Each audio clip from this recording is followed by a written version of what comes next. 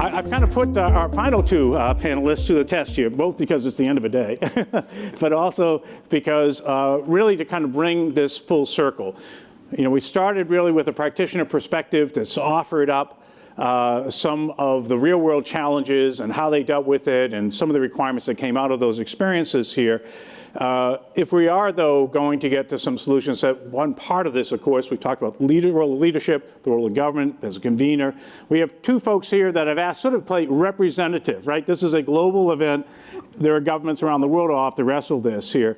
But I thought this would be really a nice way to kind of bring it to a closer. So first with André Hentz, who's here. He's the Deputy Undersecretary of, at the Department of Homeland Security for the Science and Technology Office. The folks that were set up when DHS was, the Department of Homeland Security was set up here to figure out how do you bring the tools, the technologies, the applications, academia, to the challenge of Homeland Security. And so we've been talking, of course, today about resilience as a piece of this. Melissa, we've had the good fortune to hear you earlier today, but I brought you back again now with that policymaker from a FEMA perspective here about, and also somebody with the international programs portfolio, but also with that perspective, okay, what are potential takeaways from what we're doing here that's useful for you, if any? I hope there is. And then really, though, I'm asking, when I hear, what are your needs? You know, and I know most of those are probably nearer term needs, and that's fine. I mean, we need to be able to focus those. So André, why don't I have you go first? Oh, awesome. So thank you very much, Steve. I appreciate you having me here today. One of the prevailing things that I heard about earlier is sort of the impedance mismatch between what you're trying to do in the area of innovation and resilience, and then what the role of the government is. And so in looking at the agenda that you've put together, I see that there are many nation states here today that I have bilateral agreements with. And so we conduct research around common problems with other nation states to drive down risk, to ensure that resilience is inside of the technical solutions that we try to give to our component end users like FEMA, to make sure that those systems are resilient, are secure, are reliable, and are interoperable. What can we do in terms of the federal government and other nation states to learn from your activities? Well, the critical thing I think that Melissa will reinforce is that sometimes there is a mismatch between the speed of research that you're conducting and how we might go about operationalizing that research to make a valued impact. And so the predictability aspects that we've heard about in terms of those known knowns, we know that storms are really bad. We know that they have cascading effects. The question that I have is, if I am to innovate, to turn something new out of something existing, how can I use your research to better inform my research portfolio, right? And so once we do that, then I have another challenge. How can I get that into the hands of FEMA to help them answer those very critical security and safety questions around how to make divestments into certain insurance markets? How can we save taxpayer money by buying down that risk?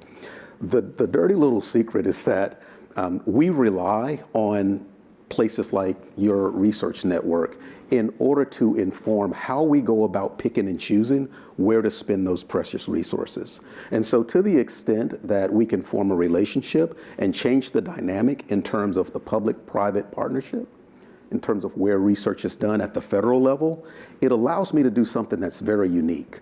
And we heard that from the representative from Israel, right? So we are a trusted partner for your state and local responders, where we can bring our expertise and our research network into your cities and help your city managers prove out technologies to determine where there is resilience inside of those systems that everyone's off trying to sell to that city manager. And so as from the insurance market, we also heard that the insurance industry and the capital market industry is becoming smarter and wiser investment repositories. So before grants are going to be given out by the executive branch or by your local municipality, there's now this kind of overlay in terms of, before I give you a grant, let's make sure that resilience is baked into that technical solution before I go off and perhaps invest those resources and jeopardize my return on that investment. And so all of that being said, and I'll throw it over to you, Melissa, that's kind of how we think about that particular question. It's very wide-ranging. My budget is very limited, but I try to make as impactful investment decisions as possible, as was the case whenever we partnered with Northeastern in our Center of Excellence work. Great. So, Melissa? Yeah, so I have a lot of thoughts. I wanted to start with the fact that I found the local practitioner remarks today across the board, but especially in the morning panel, incredibly powerful. At FEMA, we like to say, when we have a disaster, it should be federally supported, state managed, but it's locally executed. And, that's where the rubber meets the road. And so, and then I think to Nadia and Atiya's comments as well, that inherently communities know their own needs best. And so as you're thinking about your research, and in fact, I was talking to a gentleman from Israel during one of the breaks who is actually partnering, some of the research institutes are partnering with local communities at the beginning of the research while they're coming up with the questions and the research design, as opposed to handing them sort of a peer-reviewed product at the end that the local community then says, this really has limited utility to me.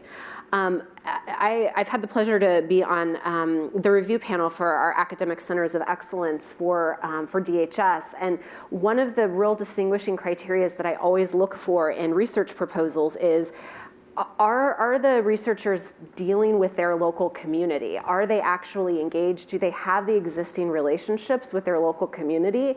And I think if I was putting on my hat as a government official, not just from the United States, but any government, I would also be looking for that from academia. The other thing I would note in terms of the timeline is you don't have to wait until your articles are peer-reviewed and published in an A journal. I, as a practitioner, don't care. That's not my bellwether for what success looks like. If you have something that's promising, or frankly, even if you want to pilot it, approach folks earlier in that process. Don't wait, because our standards of what is acceptable in terms of the peer review process, it's just very different, because we're looking for solutions today and not waiting for the 5-year publication timeline. Well, that's very, very helpful. I mean, grounding us in that need for the short term, but there is a value in the university, the research world, to think longer term as well, something you often don't have the freedom to do, right? There's always something going on in that inbox that is really urgent. But maybe with a little bit of reflection, we use this term wicked problem was raised here a little bit earlier here. But what are maybe some of your thoughts about what wicked problem is out there that, just is a really hard one? I mean, it's not going to be easy to resolve, but that this community, who hopefully be in it for the long haul, 25 years, right? Al Abram here is our anniversary. We were going to go for here. Anyways, what might they be? Some thoughts about just, just a really hard problem that this community should try to chew on. So I'll plug the secretary, and one of her priorities that we talk about a lot is in the area of drones. Right, I've heard that here today. Melissa and I talked a little bit earlier. So let me tell you why that's wicked hard. Both administrations, the current one and the previous one, declared that we will integrate drones into the national airspace. And so there's a role to play for industry, obviously, for the federal government, the Department of Transportation, FAA, but also DHS. And so as the innovation community comes online for the purpose of promoting commerce, one of the part pieces that we have to be extremely concerned about is what is the asymmetrical potential for drones, right? If I'm going to deliver pizza and beer at a premium price quicker than the other guy, what does that mean for security? What does that mean for our ability to understand and sense where things are and provide a safety environment as this burgeoning market begins to proliferate? Now, the challenge is that some of our existing laws were written at a time where these things weren't envisioned.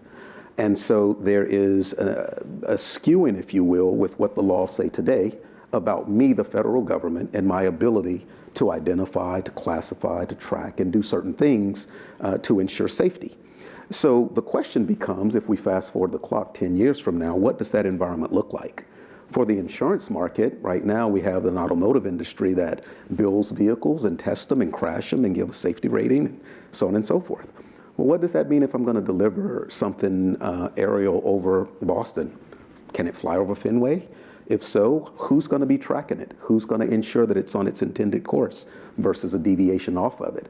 And while most of the issues will be nefarious, non-nefarious things, it'll just be, someone trying to get a better aerial view of to take a picture. What happens whenever it is something that is nefarious and not benevolent? So as we try to think about that, we try to juxtapose all of the various precursors that are needed to make informed decisions. What should the insurance market look like? Should there be indemnification and liability associated with the countermeasure system? All of those kind of questions are things that I think would be appropriate for the research community and the innovation community to think about. And more importantly, I think you have a strong voice with our congressional oversight masters.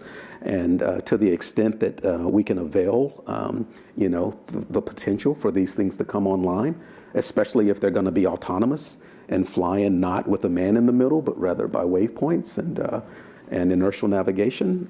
Those are really hard things that we think about, and I'm sure FEMA would Yes, agreed. ultimately write a check against something.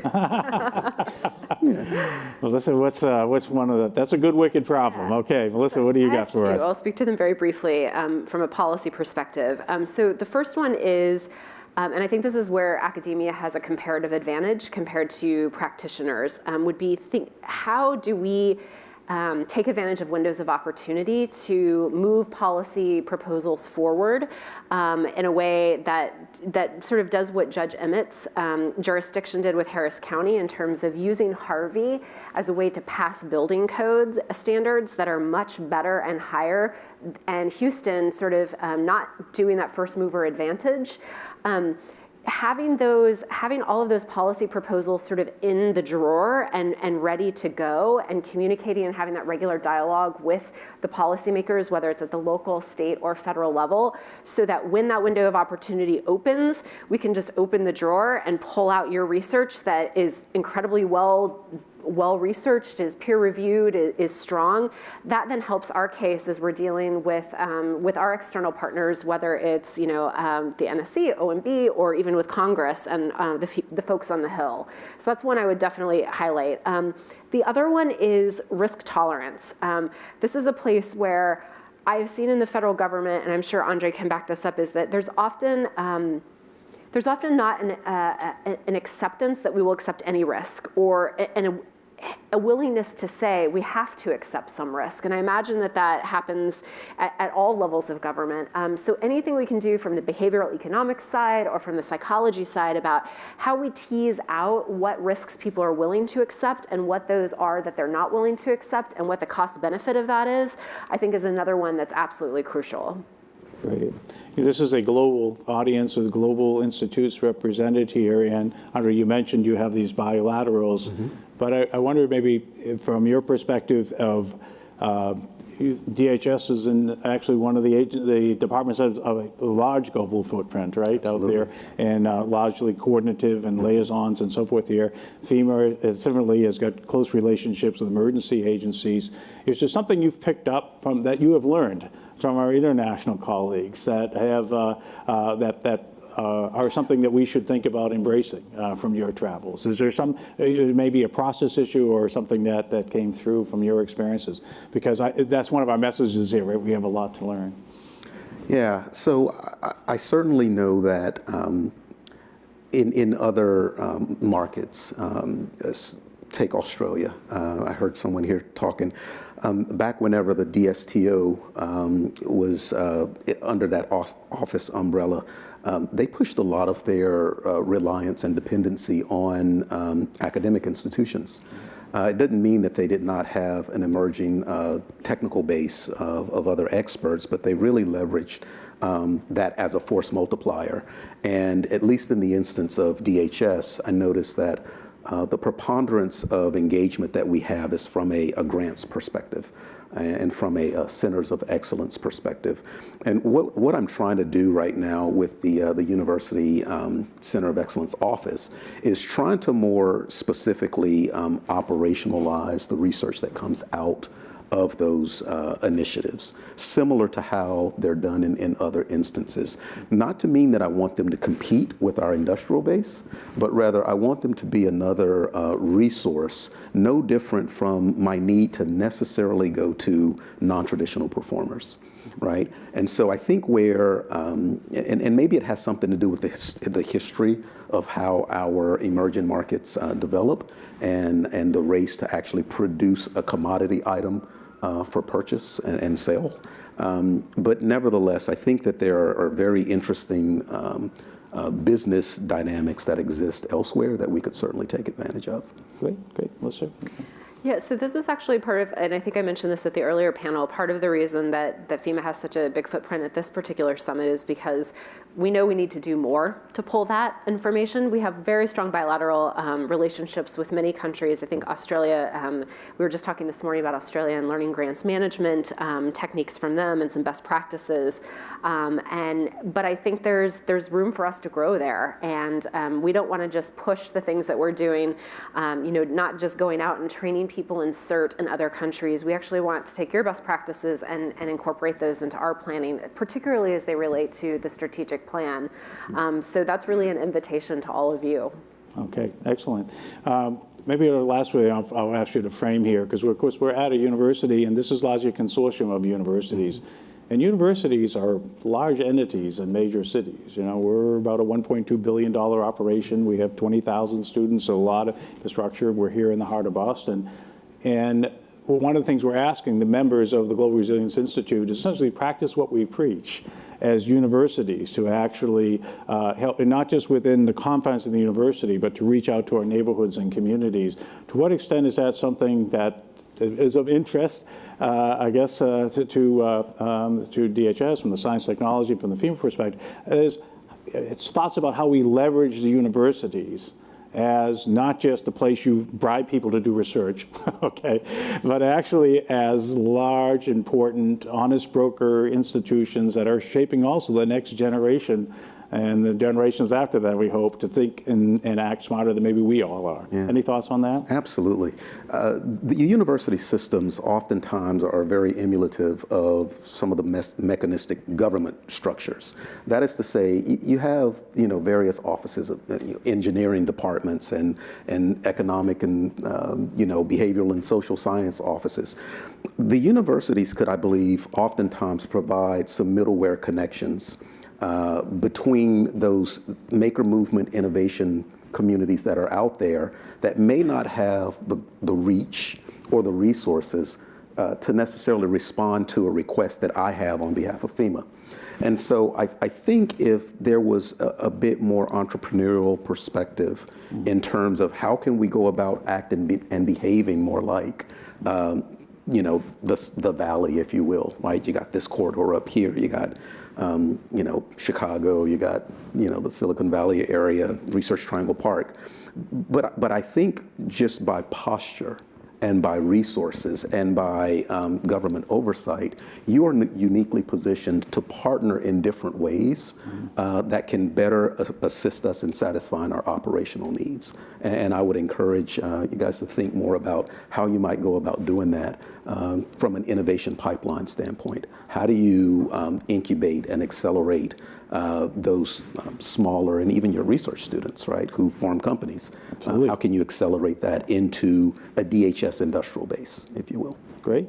Melissa? Yes, I'll take a slightly different angle on it. And again, I'll reference our individual and community preparedness group at FEMA, have a really active relationship with institutions of higher education. And one of the things that FEMA has that really adopted is this notion that a focus on youth is incredibly important because they're still in those formative years of forming habits. And I think back to the 80s and trying to convince people to recycle, focusing on students, whether it's elementary, high school or institutes of higher education, that's the place where you have that openness and receptivity. And we actually have an entire toolkit for different youth groups or student groups that they can use to talk about a variety of preparedness activities and ways to get people engaged. In fact, I was just talking to an employee yesterday or 2 days ago before I left about, how can we reach out to fraternities and sororities, because Panhellenic councils, how do you get into those groups and get them energized and use existing sort of fora